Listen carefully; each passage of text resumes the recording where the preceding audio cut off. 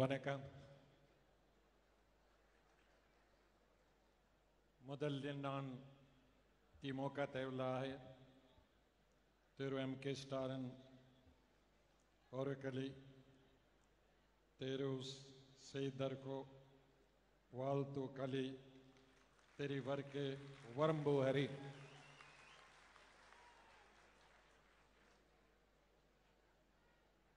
Honorable President of newly elected President of DMK, Mr. M.K. Stalin ji, the party hierarchy and the leadership of DMK, distinguished leaders representing 14 to 15 national parties sitting on the dais, my Tamil brothers and sisters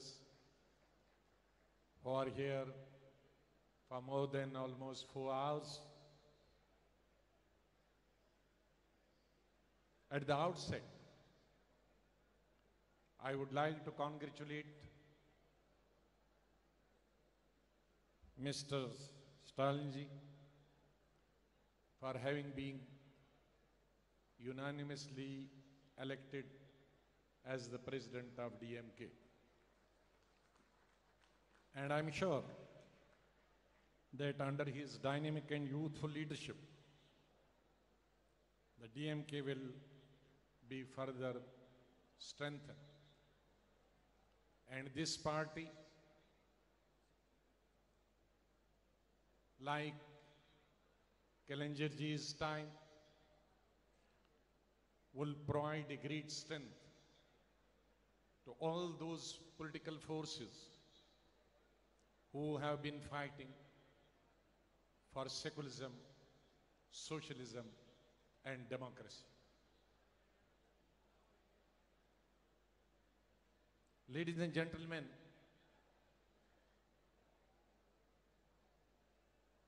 we have all gathered here today to pay our tributes, homage and respect to a great son of India called as Kallenjar. A unique person, unique in the sense so many, you may call professions, you may call leadership qualities in one person. We have been attending functions, paying tributes to national leaders, state leaders, but I never remember that we have ever come across to pay tribute to a person who has been writer, artist, politician, and a great social reformer. So today, as a matter of fact, I am going to pay tribute to 4 persons. And this 4 person is ultimately only 1 person. I am going to pay tribute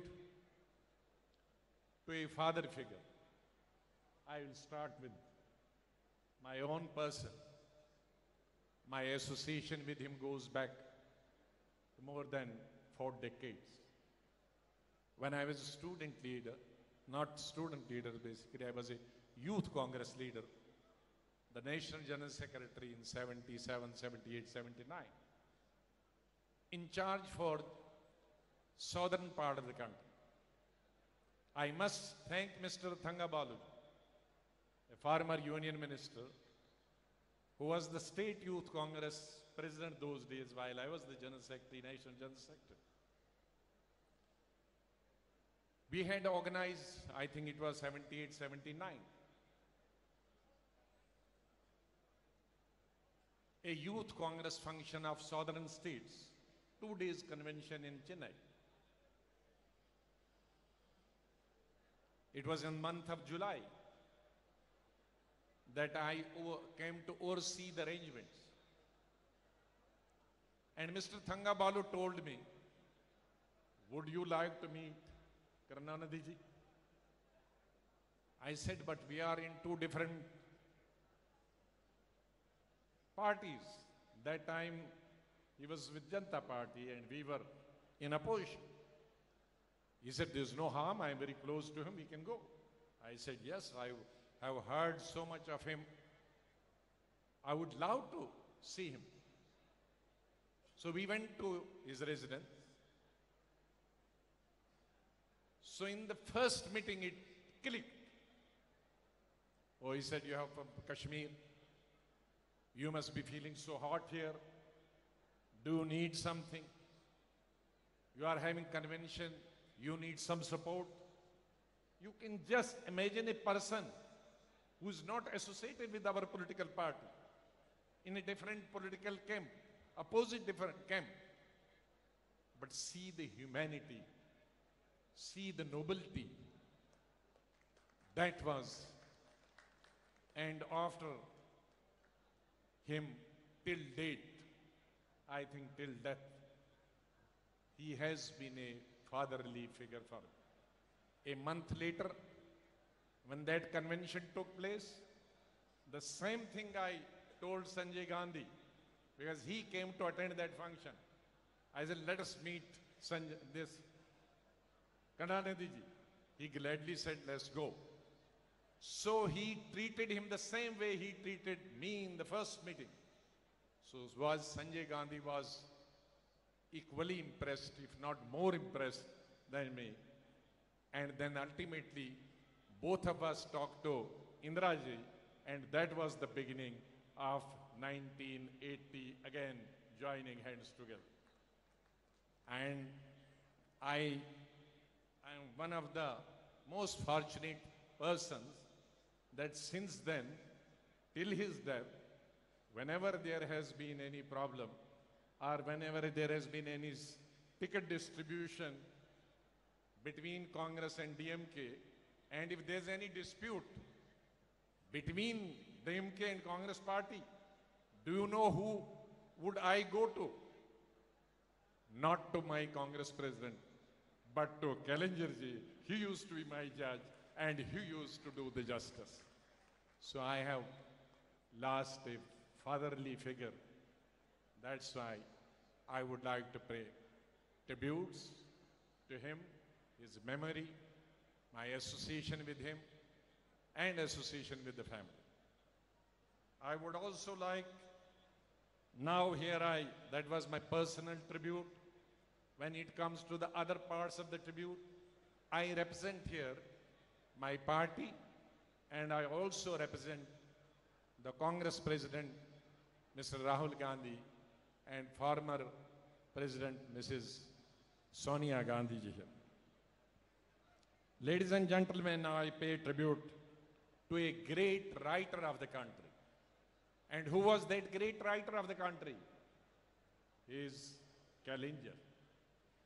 He was a story writer, playwright, wrote many novels, poems, letters, great screen playwright, a biographer, stage player, dialogue writer, and lyricist. At the age of 20, he worked at Jupiter Pictures as script writer. And till few days before his death, he was writing, and writing. He was known as Kallenjar, meaning as a writer and an artist. I was going through the Google, trying to know who are the big artists in the world, men and women, and who are the big artists and writers in our country. Has there been a single writer or an actor or an artist called as forgetting his own name and called as a,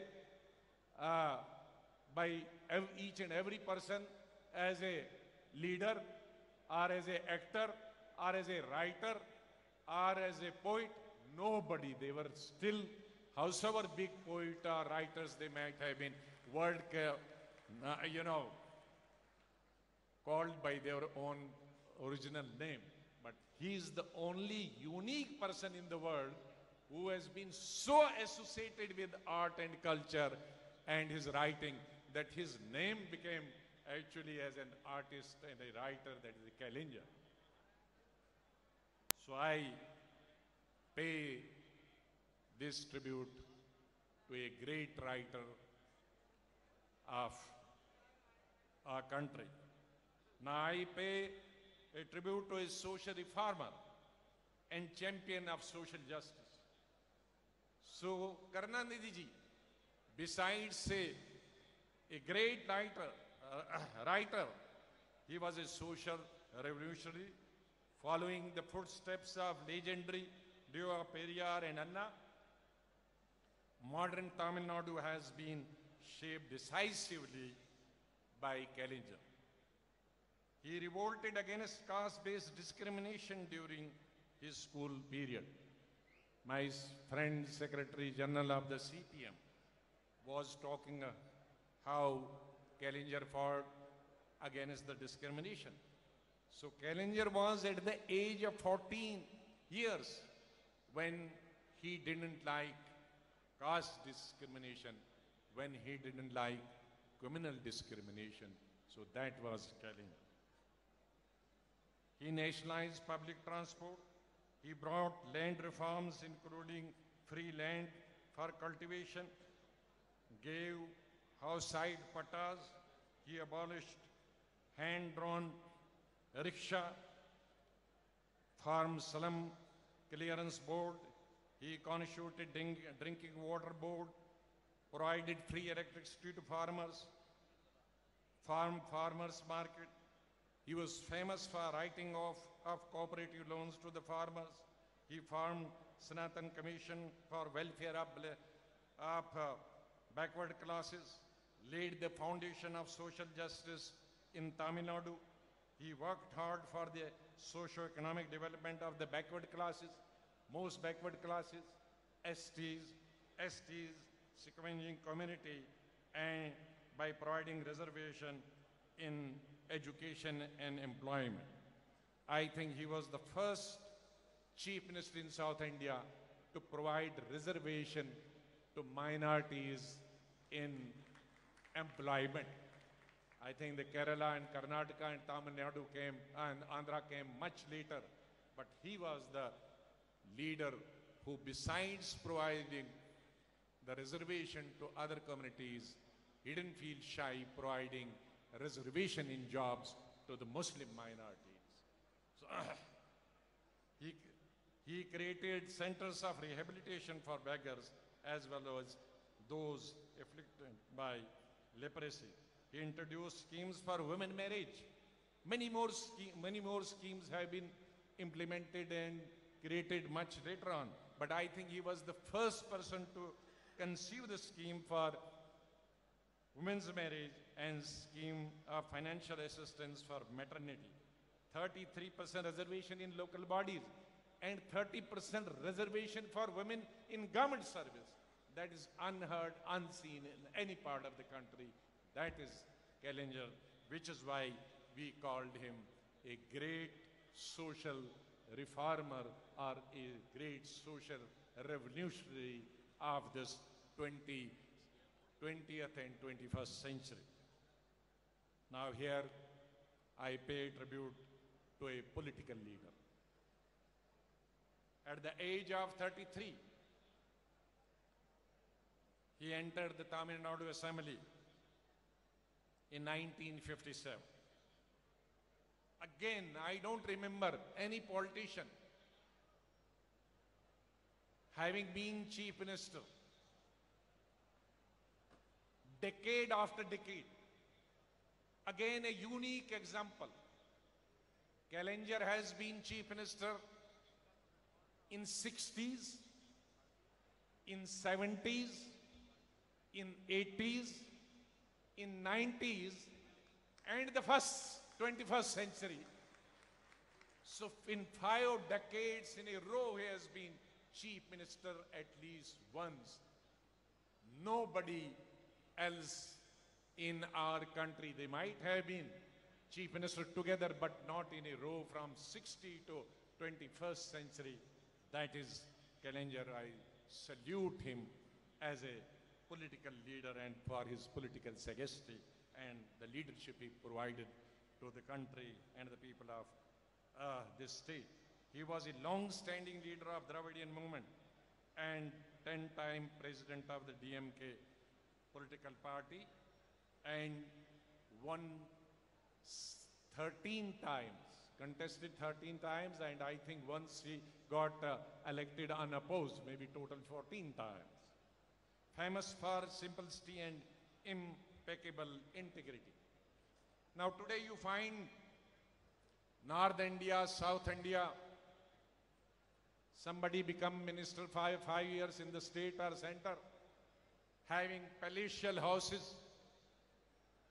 But I have seen Kallenjar in the same one-room small house 40 years and 40 years later also, having one of the great men of the country, having been elected so many times, having been chief minister for so many years, having the boss of such a huge political party, but he never gave up simplicity and he never gave up his honesty and integrity. Kallenjar was a national figure, a personality who had great impact on national policies as well. Yes, he supported.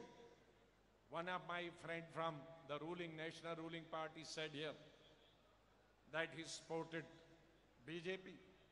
Yes, he supported both Congress and BJP governments at the center. But he never compromised on the basic principles and ideology. That is most important. In politics, we political parties may support sometime. Naturally, if one political party is not able to muster the support or fails to muster the support, sometimes under compulsion, we have to support a political party whom we may not like to support. But after having supported that political party, the question is whether you give up your ideology or not. Here, so many political leaders have been associated with different political parties, but in the lust of power, they have given up their integrity and ideology and principles. But Kallenjar ji, having been part of the NDA government, did not give up the ideology and his principles. That was, I personally think his support to BJP was more because of the personal relationship which most of us had with Atal Bihari Vajpayee, and it was nothing more than the personal relationship between two leaders, and it was not a support to BJP, it was a support to Atal Bihari Vajpayee. Kallenjar ji had a unique relationship with Indira Gandhi, and much has been written about it. But he was like a father figure to Sonia Gandhi ji also, and I have seen how more than 10 years Sonia ji looked up to him for advice and guidance on many national and state issues. Both Kallenjar ji and Sonia ji enjoyed his special rapport, and Kallenjar ji played a crucial role in the formation of UPA government in May 2004, including in calling the alliance of UPA. Kallenjar ji was a tireless champion of the rights of the states. He believed firmly in the unity of India, but he also believed that genuine autonomy to state will actually strengthen our country's unity and the bonds of nationhood. He constituted Rajmanar Commission to protect the philosophy of federalism, which is one of the basic features of the Constitution of India, and proclaim first to call the state autonomy.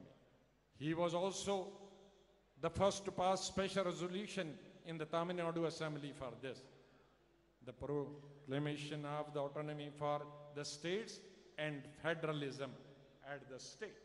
So he was a true Democrat. He was a true Democrat.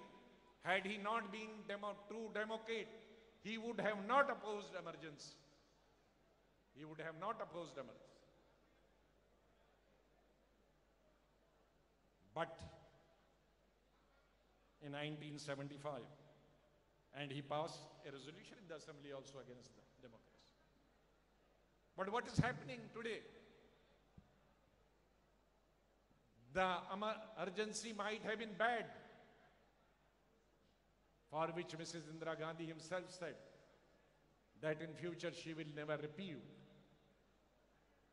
If emergency was bad, today's government at the national level is the worst. So there's a difference between bad and the worst. There may not be emergency, but much worse things are being done, which were not done in emergency. Had he been well, had he not been sick for the last 4 or 5 years, he would have reacted very strongly against very visible centralization of all the powers and authority at the national level by BJP government. He would have raised his voice against injustice. He would have raised his voice against any attempt to muzzle dissent. He would have raised his voice against any attempt to choke voices of protest. He would have raised his voice against any attempt to weaken institutions like media, universities, NGO, RTI, even judiciary and the parliament. What is happening in the parliament? In Rajya Sabha, since the ruling party does not have the majority in the Rajya Sabha, the Lok Sabha, they have the brute majority. They are afraid of Rajya Sabha. So each bill is called money bill. Each bill, whether it has directly or remotely any connection with money or not, is referred as a money bill, so that it does not go to Rajya Sabha and is being passed Lok Sabha. So authority of the judiciary and authority of the parliament is also at stake at the moment in the hands of the present government. I'm sure, like a true son of his true father, Mr. Stalin will stand up like his father in 75. He rose his voice. So will Stalinji under his leadership. We all together here, so many political parties, will fight this oppression and discrimination of the worst type that India has ever faced in this country. With these words, I once again congratulate Stalinji for his taking over as the president, and